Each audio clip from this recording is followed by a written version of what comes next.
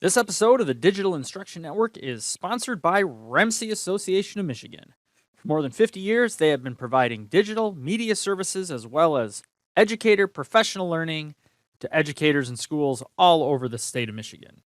For more information on their programs, including the 21 Things program, the Classroom Makers program, and Playdates, please visit remc.org. That's REMC.org.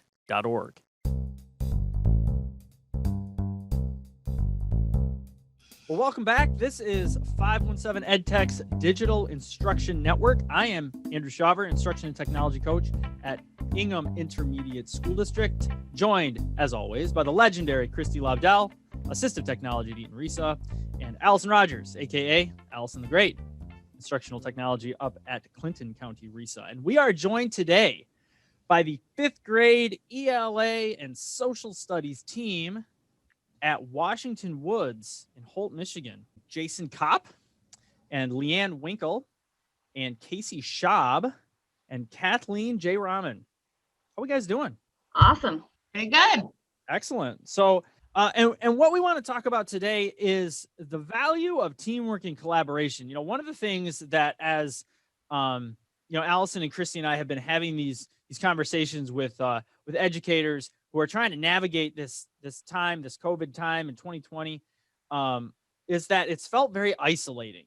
You're not getting the usual collaborative experiences that you're having with your teammates. You're not getting the type of support you're used to from your administrators. If your district's got instructional coaches or whatever, it's been harder for them to provide their usual supports.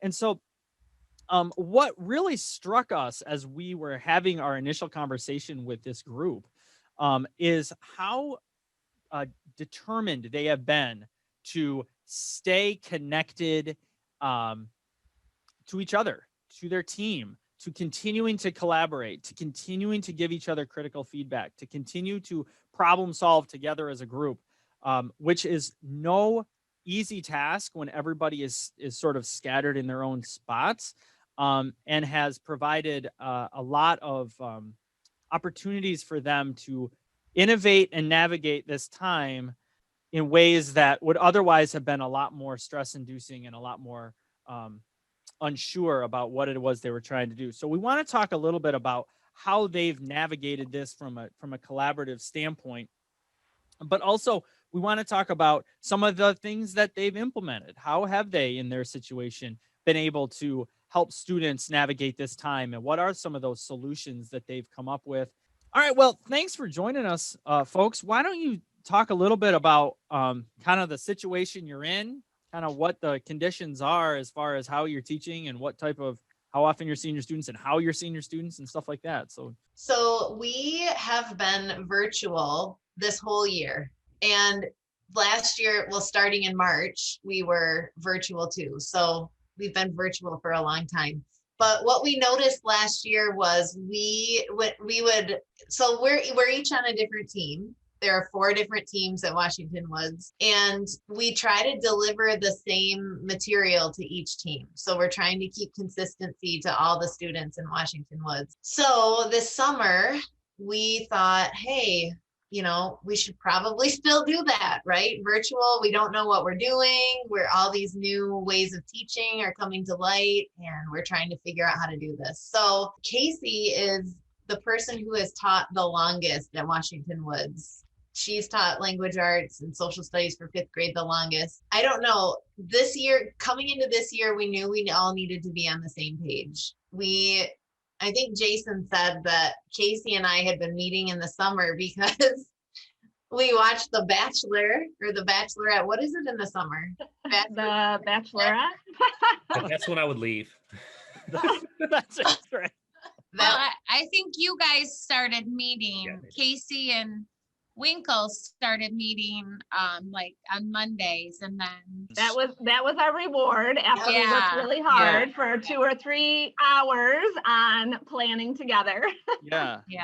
We find a structure, anything we can do to excuse getting together, right? And then Yeah. get some work done. So then Kathleen says, I want to be there too. Yeah. And then she said, and Jason, you have to come. And then I would get there, and then about 9 o'clock, whenever the show started, that's when I would exit the building. I mean, yes, I guess it would be safe to say I invited myself or requested to join the party, but I did so because I know the importance of, collaborating and developing those relationships, and knowing how strong Kasey and Winkle are with their teaching and their understanding of the content.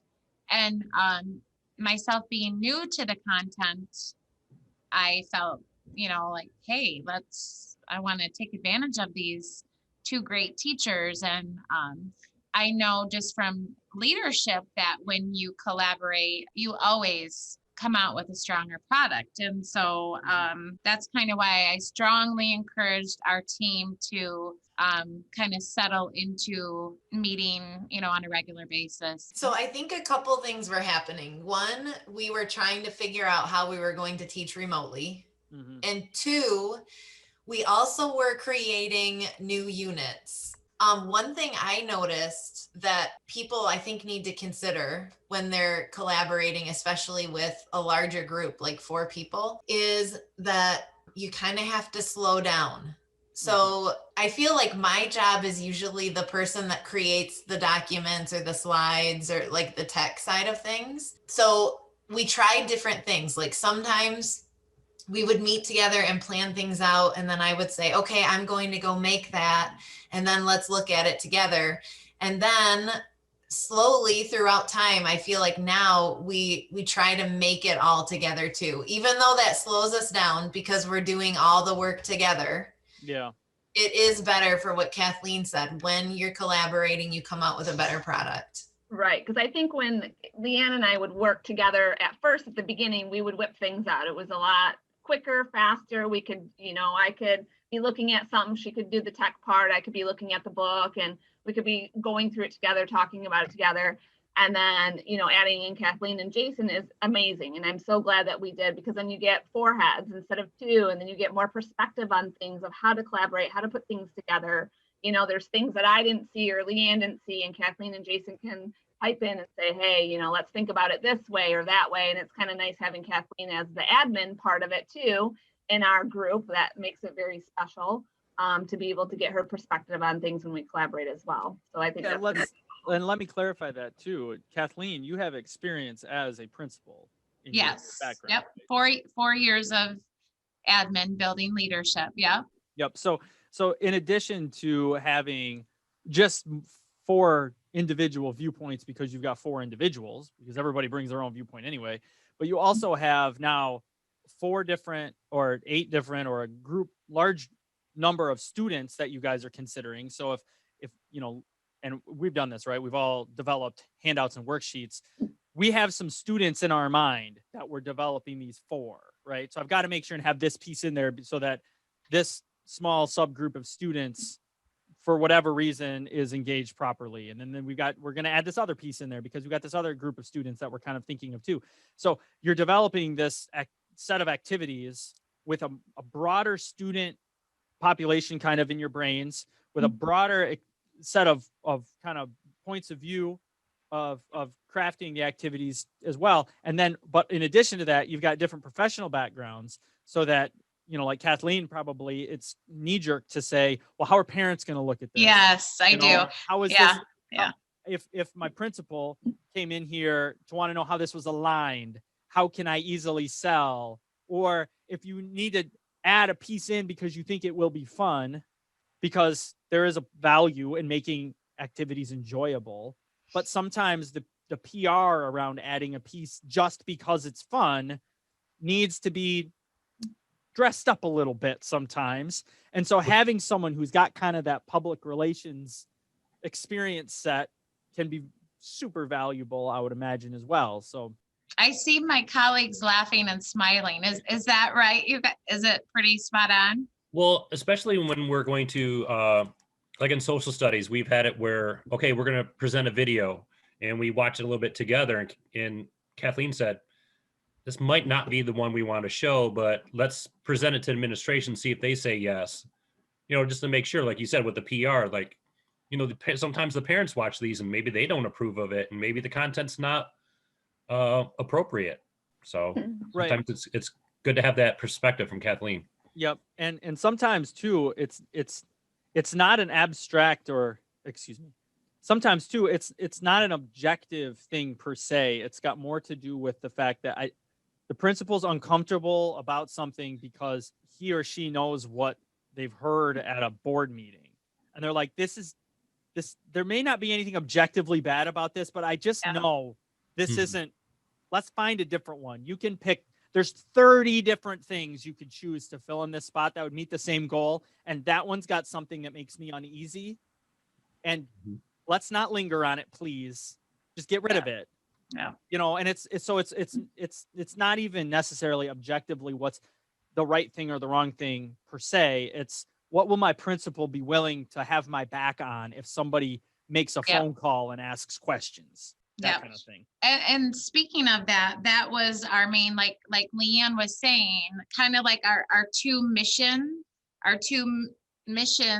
statements for, I think, purposes for meeting on a regular basis being, this is a lot of new technology.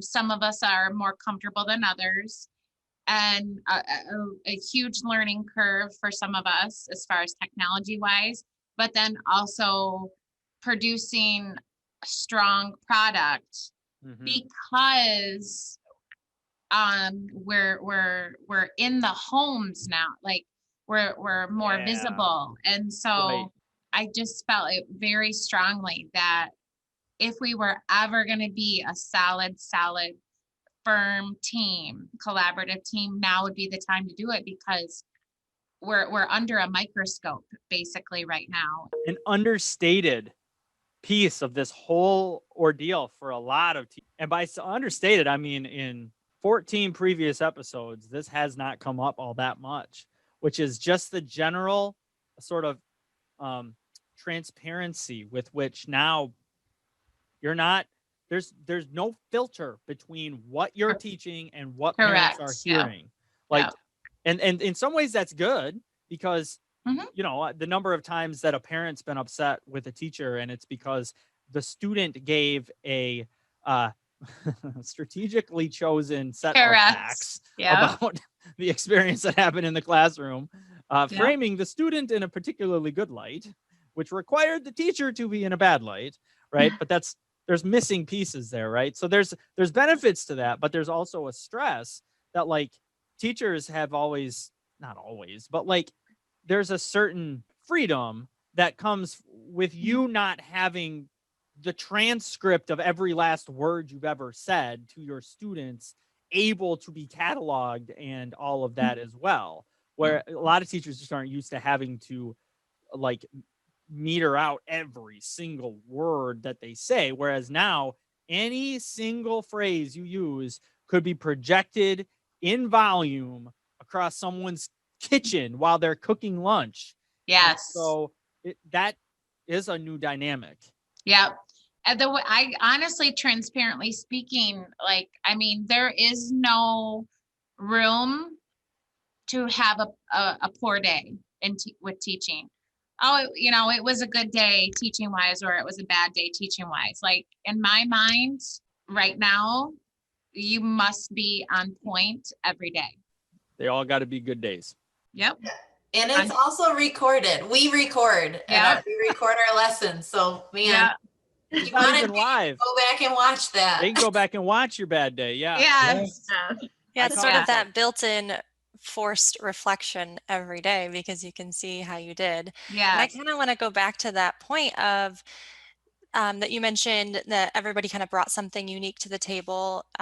Some folks are a little more comfortable with technology, others, have just different perspectives overall. And I think that that is a really important point, not just for collaboration purposes, but when we entered this crazy year, I think oftentimes teachers felt like they had to be good at everything all at once, and that could feel very overwhelming. And so to lean on each other and to say, hey, I don't have to know everything about this resource or this piece of technology or whatever it is, but if I have a collective group where we can bring our strengths to the table, gosh, that sounds a lot less stressful than doing it in isolation. So I applaud you for not only having the collaborative efforts for the sake of consistency, but also to allow each of you to be able to perform at a higher level because you have that confidence in that sort of team context, which is really powerful.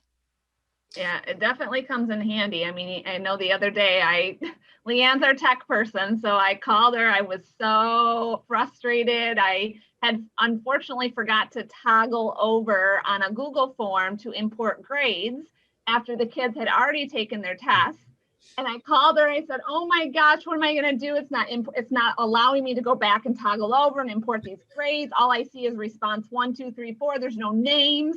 I was floored. And she's like, I'm sorry, you have to have them redo it all over again. And it was nice to be able to at least lean on somebody and say, what do I need to do? So it's nice that we each have our specialties. If there's something, parent-wise with Kathleen, I will contact her. What would you do? Or what would you think as an admin person? So it's nice to have these specialties and areas that we can kind of go to each other and collaborate in those parts. It's nice we kind of all just, fit into one puzzle piece. So it's nice in that aspect or realm of things. One thing at the beginning of the year, I remember we were getting some professional development and we were trying to figure out how we were going to teach. So there was a lot of talk about, okay, so if you make these asynchronous videos and you do these screencasts, they should be this long. And then there was all this other talk coming from teachers and parents who were worried about their kids sitting in front of a screen all day. So like, maybe you shouldn't teach live, like how long should you be live for?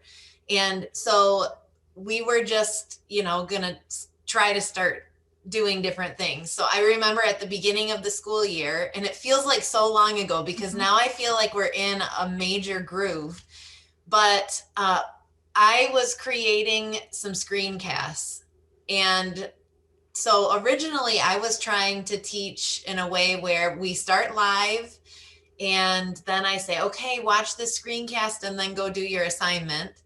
And Kathleen and Kasey were more of the, yeah, I'm not going to do that. Like, I want to just be live with them the whole time. Like, especially Kathleen was like, hey, I'm just going to teach like normal, but we're going to be in this Google Meet. And I just kept thinking, yeah, but are you going to be in there with them for an hour and 15 minutes? And so we had different viewpoints and we were trying different things. And I was getting frustrated from what I was doing because it was taking so much time. Like on the weekend, I was spending hours making these screencasts and I just didn't know if it was worth it. And I'm like, are kids even watching these? And so Kathleen and Kasey, I just remember Kathleen specifically saying, you have to try it. Just try teaching live. Don't do these screencasts, blah, blah, blah. And I was like, okay. And I told my students, I said, all right, you guys, I'm going to teach for a week a little bit differently. And then I want you to tell me what you think. And day one of teaching completely live was a fail. Like I found out my computer wasn't strong enough. Seriously, it was like a major tech fail. The meet had to be canceled. And so I'm like, gosh, this is awful, guys. How are you doing? The whole thing. Of course, they're doing it from school. So they have like the superpower computer, which I ended up taking my school computer home. Yep. But we still have desktops in Holt. But anyway, I ended up, teaching live. And then at the end, I gave my students a survey and heard some feedback. And for the most part, the majority liked the live. I think it's, they felt more connected. They felt like they had a chance to talk, even though they weren't really talking. Like I Right. still Right. felt like I was talking to myself. And it took me a while to get used to seeing all the students with their cameras on. I was so distracted by what was going on in the background. I still get distracted sometimes by them, but that was just one example of how we tried different things and we talked about the struggles every day, and then we tried each other's stuff and became better through that process. So, okay, circling back to yes, Kathleen did use her bossy voice, I guess, her administrative experience. because I could see the stress. I could see her body language. I mean, I was really concerned. Like, Yeah. I knew long term she was not going to be able to maintain that stress level. Yeah. And so I said, hey, you can't say that live teaching isn't as good if you haven't tried it. Like, you can't, Right. don't judge that without trying it. Like, Kasey and I are doing it, so we're pretty decent teachers, you got to at least give it a try. And I just felt strongly that I was really worried about her being able to maintain that level of stress throughout the year. Right. And that's part of it, is that, like, I've got the ability to get wound up a little bit when the stress hits me. And I have collaborating partners, because I taught in teams like you guys did. I found collaborating partners that were able to support my work. I was able to support their work. Our product was like measurably better in objective ways because we worked together. And that was something that I held on to very, very strongly, because that matters to me a lot. And they'll still run into me, people that I don't work with anymore, but I run into them out. And I can remember distinctly one time when I was just totally flustered. I was trying to lead a session, and my collaborating partner was going to be a learner in my session, and nothing was working right. And my body language, like you were saying, was obvious. And she walked up to me and she was just like, will you breathe? Just stop talking for a second and breathe or something, will you? It sounds harsh, but it was just right. Like, because she knows she and I had that relationship, and it was that same kind of thing. We're like, all right, yeah, we can talk about the systems we put in place and the efficiency of the work and the betterness of the product. And that's all good stuff, and it's real stuff. But there's also an interpersonal element too, of like, all right, Leanne, you might be having some success with this, but that burnout meter is growing quick, and you're just in the work, but we can all see it. And when it hits max level, when you're at burnout 10, it's going to be bad. We don't want you to get there. It's just like a genuine concern that somebody has for you, because you're not on an island by yourself. You're part of a community. Yeah. I think what you're getting at, Andrew, is what we've talked a lot about in previous sessions, which is relationship building. But we normally talk about relationship building between student and teacher. But I think that it is so crucial for us, just as human beings existing in a virtual, unnormal pandemic world, to really focus on the relationship piece. And I think that you all clearly have an immense amount of chemistry, right? I mean, how many times just in this session alone have we seen it come out? And it's not all just, you're so great, we're fantastic. It's you challenge each other. And I think having those maybe difficult conversations are really what brings collaboration, like, at its best, to the forefront, because it's not just rainbows and unicorns. You're saying, like let's do the hard work, let's have the hard conversations to create the best product. So I can definitely see that from the chemistry that presents itself here. So, like, I could just show you, like, all these things. Yeah, I was gonna say, let's Okay, get into like, the system a little bit. Like, okay, like, these are we've collectively as a team, we've produced at least 10 booklets. What's a booklet? Let's get into what's in the booklet. In the booklet is like the content, the articles, the all the learning content to support the online.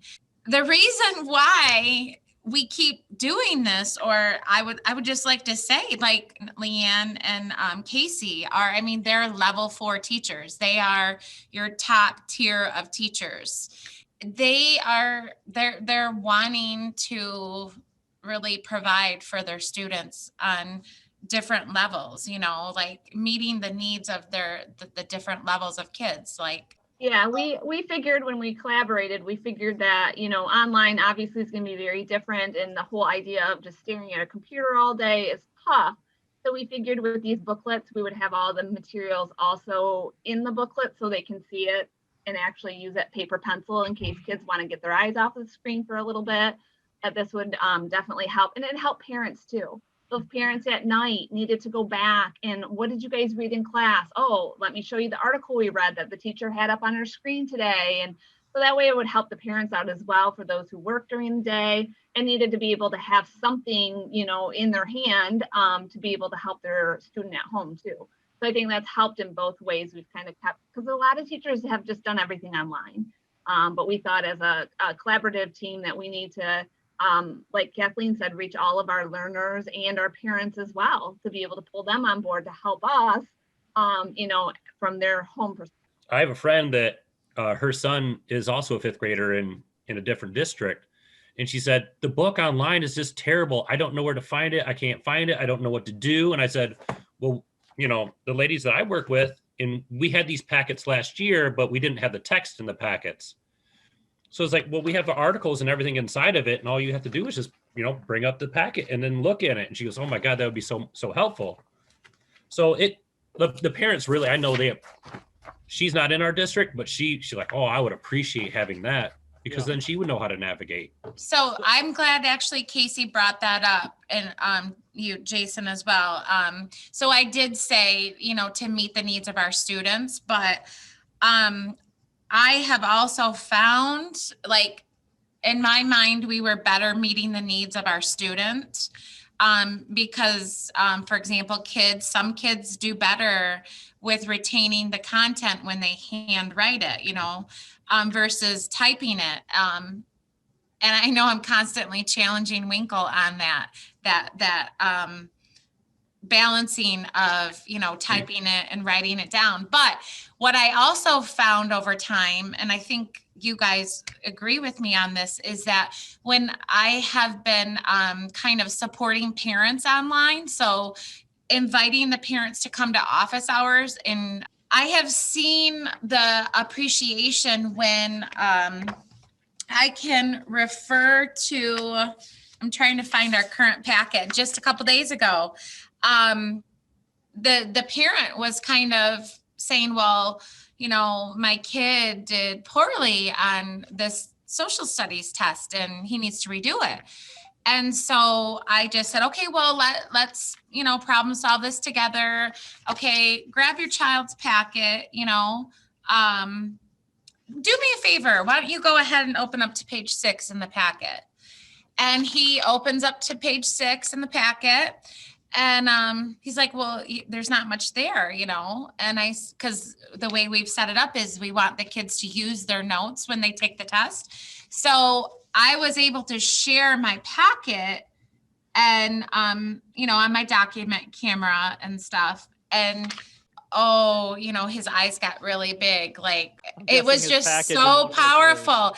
And then I was able to guide the parent in the Google Classroom and say, you know, because we take a picture of the notes and we put it in the Google Classroom, and like, it was really eye-opening for the parent.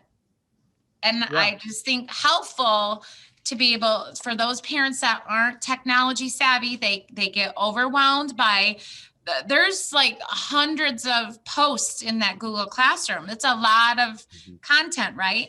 But to be able to say, hey, open to page 6, you know, did your kid follow along with the notes? Did, you know? Well, and it speaks to something that's come up in an earlier conversation we had as well, which is, can you create an interface that the parent and the student can look at, be seeing the same thing, and that the parent knows how to navigate? And so Google Classroom has a couple of shortcomings, and one of them is that the parent has to look over the kid's shoulder. The parent does not have the ability to navigate that space themselves. But a hard copy packet, for as labor intensive as it may be to create and distribute, is still a very familiar interface for the parent. I know how to pick this thing up. I know what it looks like when writing is on it. I know how to flip to page whatever. And so recognizing that, and this is the stuff that comes out in conversation, right? When you're able to actually have a conversation, you realize that not only are we transitioning, we're depending on the tech a lot, we're depending on tech skills a lot, we're putting a lot of different skills in front of the students. We're also asking the parents to serve in a role that really they haven't had to serve in before. And they may not be trained in serving before. So recognizing that you have to bring them up a little bit and provide some support there too is no small thing. Yeah, and I want to speak a little bit more about that because you as a group came to us sort of with the reputation of parents are really liking what you're putting out there because you're so consistent, you're cohesive, you have, whichever one of you that have as a teacher, like they know what to expect. And it's been that way for months now. So I guess I would just like to ask kind of a overarching question for our listeners. What sort of tips and tricks might you have to really start building on that in other teachers' classrooms? I know one thing that's I really benefited from working with the ladies is that when we always set a time together to meet to make sure we have everything outlined, everything planned ahead of time, so then we can get that to the parents. I know Leanne, her team's going to email like what we're doing next week tonight. My partner and I, we already started putting through our information to send out to our parents. So everything that we have, I guess, I got the lesson plan for the whole entire month, like right here. Like we plan ahead and so we can get it to the parents. So Jason is pointing out, we came up, we have a standing appointment as a team every Friday at 10:15. And then that planning that we do together collaboratively, that allows us individually to communicate the plan to the parents weekly. So Winkle sends hers out on Friday night, but Shab, J. Raman, and Cop, we send ours on Sunday night. So the parents and the kids are getting the complete lesson plan for the entire week. Well, I know that the parents have very much appreciated that. They probably appreciate that, but they also probably appreciate the consistency at which you guys are sending it. They know when to expect it. And that's, something as a parent that is so always appreciated, just to know like, okay, I have these questions, but I know I'm going to get some answers Friday night when these things get sent to me. Or I know my child is not quite sure what to do with this, but I know I can look back to last Friday and see, what the plan was. And just circling back really briefly to your materials, I think it's so important what you guys are doing and, presenting your material in a way where, it's on your Google Classroom, but as Andrew said, parents can always jump into that when they want to, but you also have the paper packet. But if their child didn't fill it out that day and they know based on your email from Friday that Thursday this page was supposed to be filled out, they then can say, let's hop into Google Classroom. It's already filled out, it's posted. I'll help you copy it, or let's just take a picture and print it and, glue it into your notebook so that you have it.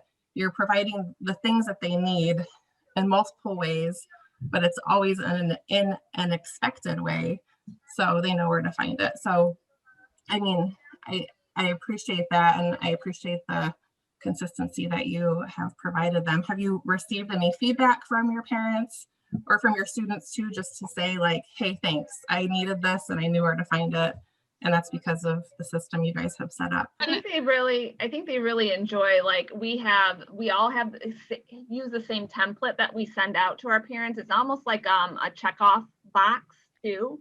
So they can check off each of the things that we've taught them during that lesson and their expected work for the week.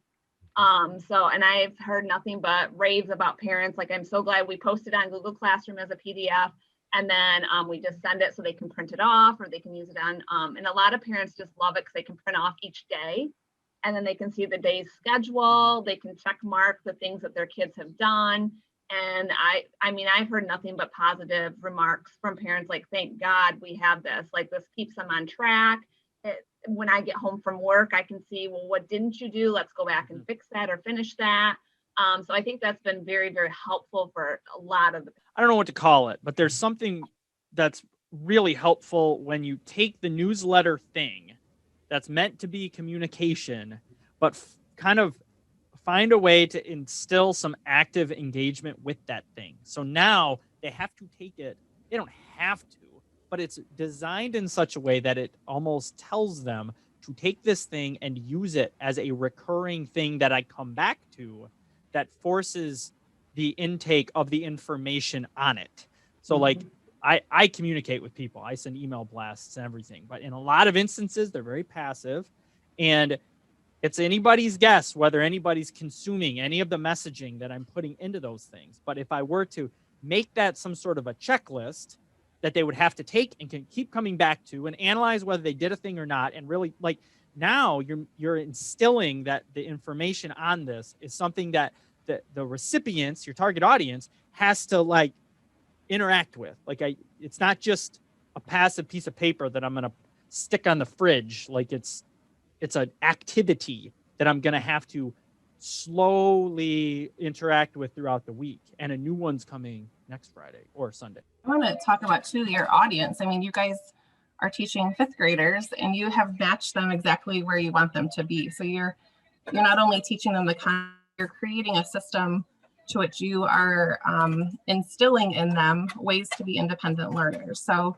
rather than things being so random and did you fill out your planner today? No, I didn't. So now we don't know what to do. You're creating a system so that they are then becoming the independent learners that they need to be moving forward into middle school, high school, because that's a huge part of fifth grade is just transitioning from kind of the hand holding and, okay, here's where we're at to this is what I've given you, use what I've given you to figure out what needs to be done. So man, to do that virtually, I can't even imagine. I guess that's where the collaborations over the Bachelor came into effect, but you guys did it. I think that one thing that's surprising, I feel like listeners, especially people who are in person, might be thinking, man, how do you do that a week ahead of time and actually stay with it? Because I'm thinking back to when we weren't. I was worried about that. I remember being worried about that I'm not going to be able to make adjustments to my teaching. That was a worry I had. Go ahead. Keep going, Winkle. So a couple thoughts that I have about that. For the most part, we have like followed that and we don't stray from it, even sometimes, because we always have small groups on Tuesday. And sometimes we're like, well, what if we didn't do small groups, and we're like, nope, we got to stick to the routine, make it consistent. For the most part, we've been able to like stay on track each week. But I think that part of that is because we've been virtual and you really do have less distractions in terms of behavior, unexpected things. There are unexpected things when you're virtual, and sometimes you have to just kind of like get the kids back on track because for some reason it's just crazy. I think it's because they're at home, they'll say random things and get off topic and 5 kids will talk at the same time. But I think it's easier to stay on track virtually than in person. And it will be interesting when we go back. And when Holt goes back, we're going to have some kids in the classroom and some kids online at the same time. So it will be interesting to see if we'll be able to stay on track as much as we have been. Because when you're in the classroom, there's just always more things that pop up, right? Yeah. The other thing that I was thinking of just with consistency is it takes us like to plan out a unit. I'm going to say it would take us like a solid 2 days, because I'm thinking, over Thanksgiving, we spent Wednesday before Thanksgiving, like all day, seriously, like 8-9 hours. Yeah. And then we had to come back and, fix things up and finish things up another day. So, but I think the kids are starting to see the routine in the units too. Like we always start with the learning objectives where they can track their learning that we always come back to, and the kids make goals, and then we have vocab, and then it gets into the lessons. And for each standard, we have a routine where we do some introductory lesson and practice. And then there's like, okay, I'm going to model it. And then the kids do it in breakout rooms or small groups, or not all of us use breakout rooms actually, but it's just different philosophies on different teams. And then the kids work on it independently. And then, so I think everything that we do has good routine. And that's definitely something that we'll continue when we're not virtual at all anymore. The other thing, not to take up too much of everybody's time talking, but the other thing that I think is really important, like as a listener out there, some of you might think, man, yeah, I work really well with this person, but not the whole team. Or, man, I just like to work on my own. I feel like I've experienced both of those scenarios where one is just easier for, like, in my previous district, I was the only person that taught this subject at my grade level. And so I was forced to be alone. So I kind of got in the groove of that, you know. It was sad to be by myself, but at the same time, I was working at my own pace. And then, like Kasey and I talked about, we worked really closely together, but it wasn't the four of us yet. I mean, and Kasey and I, our rooms are across the hall from each other too. So it's just distance-wise was easier. But to the people out there that are wondering or thinking, man, there's no way we could get all of our team working together, you do have to make some sacrifices, because it will be change, but it is worth it. And honestly, it takes, like, I feel like Kathleen forces us to work together. You know what I mean? Like, she forced it, like, no, slow down. We all need to be there. We all need to create this together. We all need to go through each step at the same time. But it in the long run, better. It's better for everybody, kids, parents. So I've had the privilege of observing strong teams and the results of that. And the results, hands down, have been higher growth, higher achievement from the students. To the level that I'm delivering virtually right now, there is no doubt in my mind, my delivery quality would be down. It's higher because of the collaboration. And who benefits from that? I benefit. Sounds like everybody does, right? Yeah, right. Everybody. Yeah. I'm benefiting because I feel more confident in my content.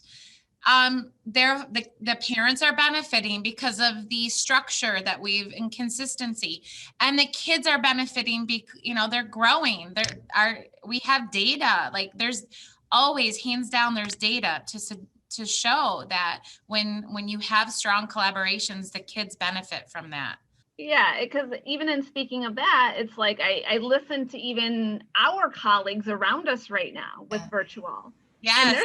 And they're struggling. They're honestly struggling. They're like, I don't know what I'm going to do. I have to plan today. Oh, I got to plan tonight. And they're just planning like day by day by day by themselves because they're not collaborating with their teams, and they're struggling. And I'm like, and you know, I'm feeling like, phew, like, and I don't want to tell them that. Like, I don't want to say, oh, but I do. I'm like, well, maybe you should try working as a team.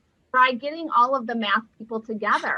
Oh, that's never going to work. You know, it's not going to work. We all have different points of views. We all think differently. I said, yeah, so do we.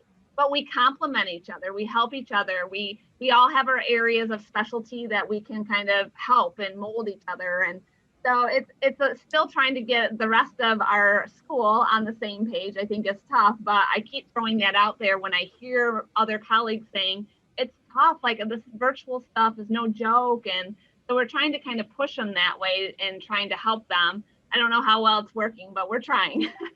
So throughout this conversation, it seems to me that you have to decide what you're prepared to invest and sacrifice. As sort of Leanne was saying, there's a certain efficiency to working by yourself. Changes can be made very quickly. You know, you can turn on a dime, you can make adjustments quickly. But there's a trade-off to that. The trade-off is that there's a bunch of feedback that you're missing. There's a bunch of other ideas that aren't on your big idea board because it requires someone else's point of view to have those. there's a certain amount of risk that you're taking, because if you've made a decision by yourself and someone becomes critical of that, you're the only one fielding the criticism.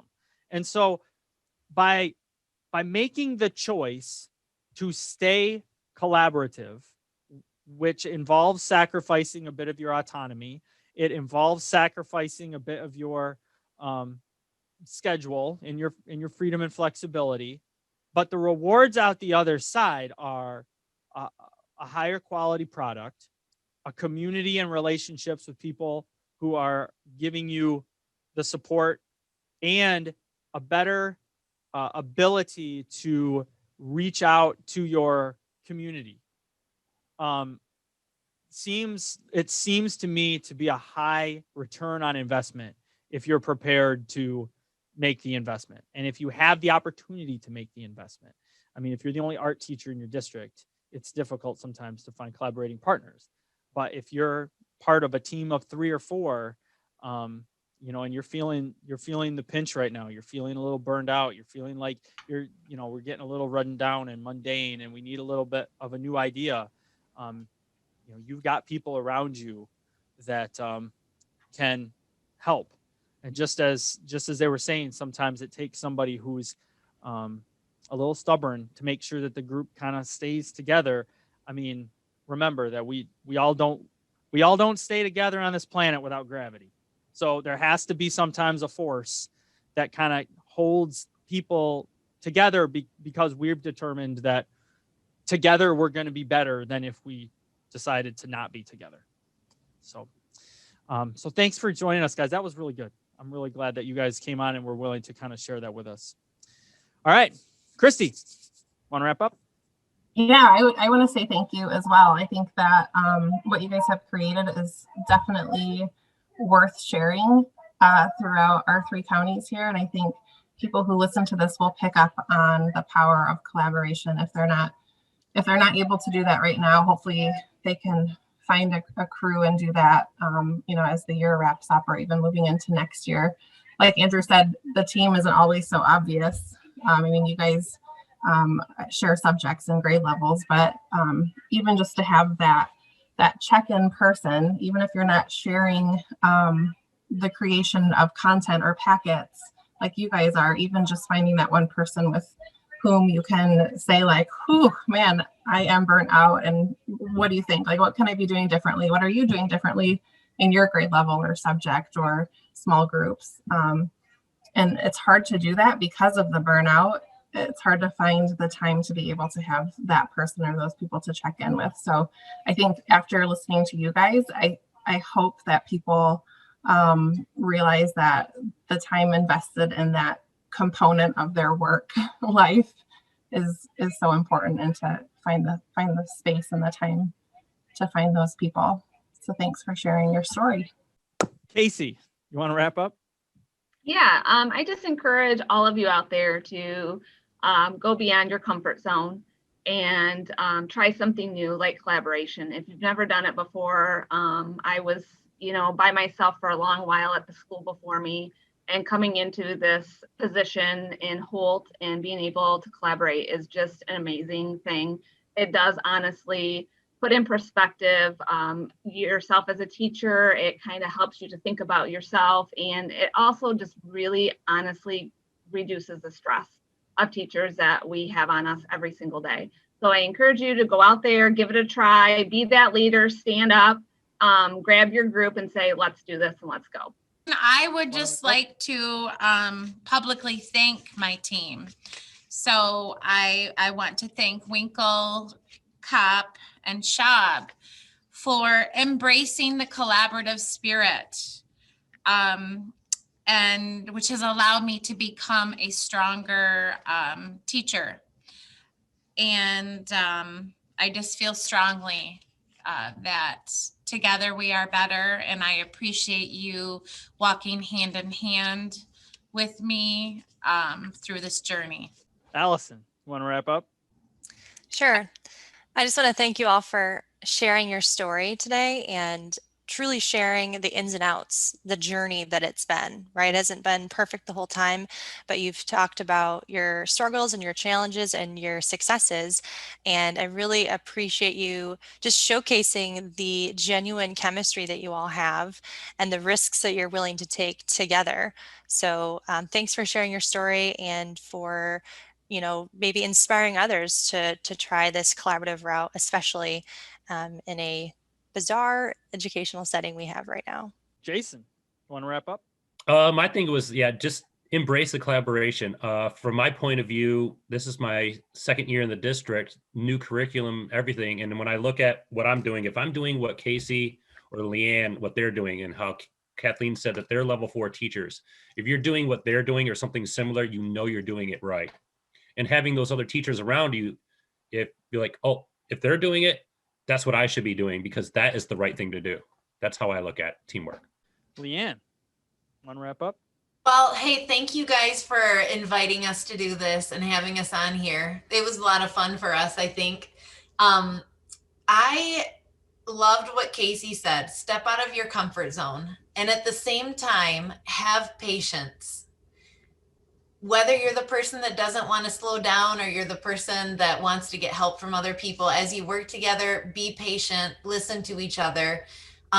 If you ask someone, hey, you've been sharing this stuff with me, we've been sharing these resources, but do you think we can meet? You're going to be taking time from them. Like, hey, let's just meet for 15 minutes after school. But they're probably not going to say no. You know what I mean? Like, if you just ask, because it's one thing to share resources and email someone. And it's another thing where you actually sit down and talk to each other and talk through things. And when you do talk to each other, you see each other as more than just coworkers. You start to see each other as people too, and you have a relationship on a different level. So have patience with each other, try it out. Your coworker's probably not going to say no. Good luck. Jason Kopp, Leanne Winkle, Kasey Schaub, and Kathleen J. Rahman from Washington Woods in Holt, Michigan. Thank you so much for joining us. Thank you. Bye. And just a reminder to check out our full Digital Instruction Network playlist at this link here. You can also find all of our resources on our website. Be sure to follow us on Twitter, #517EdTech. And if you'd like to join the mailing list to get our email blasts, go to this link here.